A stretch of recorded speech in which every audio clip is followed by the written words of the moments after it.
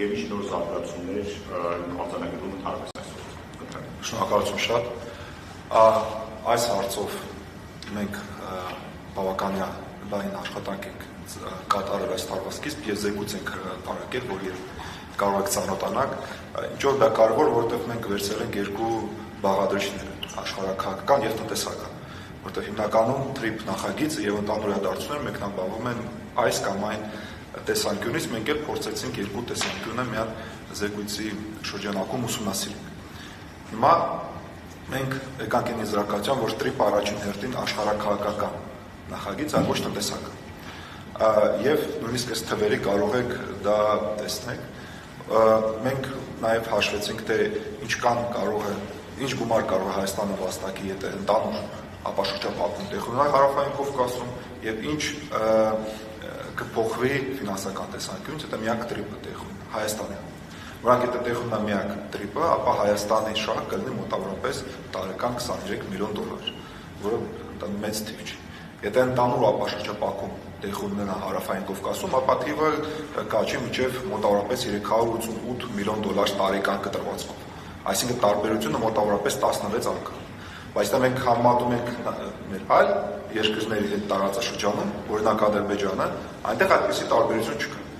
Օրինակ TRIP-ի դեպքում Ադրբեջանը կստանա տարեկան մոտավորապես $230 միլիոն տարեկան, իսկ ընդհանուր ապաշրջափակումից $329 միլիոն։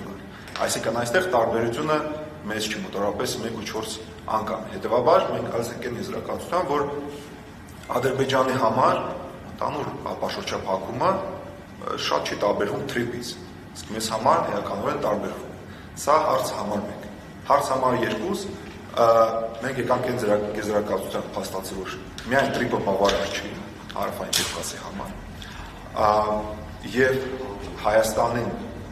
կարևոր է ստանալ ելքերը, եթե մենք խոսում ենք դիվերսիֆիկացիայի քաղաքականության մասին եւ այս մոտեցման մասին, ապա մեզ պետք է ելք դեպի միջերկրական ծով եւ Պարսից ծով։ Այդ դեպքում անհրաժեշտ է բացել այն այլ հաղորդակցությունները, որ կան, մասնավորապես երկաթգծի մասին է խոսքը,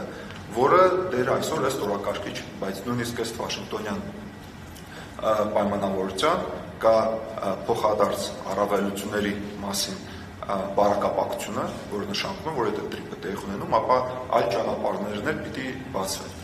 Բայց այս ուղղությամբ դեռ մենք լուրջ քայլեր կամ քաղաքական որոշումներ չենք տեսնում։ Հետևաբար մենք առաջարկում ենք հետևել։ Եթե բոլոր կողմերը շահագրգռված են խաղաղության մեջ, ապաշրջապատում տեղ ունենա, ապա ինչու ենք մենք միայն կենտրոնացվել TRIP-ի շուրջ։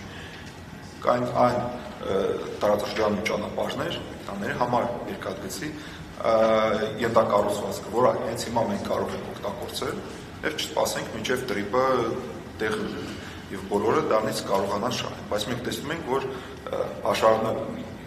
երկանում ամենաառաջի կետին, որ TRIP-ը առաջին հերթին աշխարհաքաղաքական նախագիծ էր, այլ ոչ թե տնտեսական։ Հետևաբար մենք այս վիճակում ենք հիմա գտնվում։ Եվ երրորդ կետը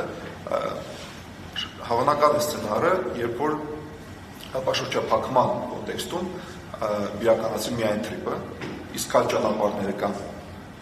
չբացվեն, կամ եթե բացվեն, կարողանան միակողմանի փակվեն։ TRIP-ի դեպքում այդպիսի օպցիա չկա։ Հետևաբար կարող է լեգիտիմացվի փաստացի նոր Հայաստանի բլոկադայի ձևաչափը, եթե միակ TRIP-ը տեղ ունենում, իսկ մնացած ճանապարհները բացվում են կամ չեն բացվում կամ բացվում են եւ կարող են մասամբ այլ երկրի կողմից փակվել։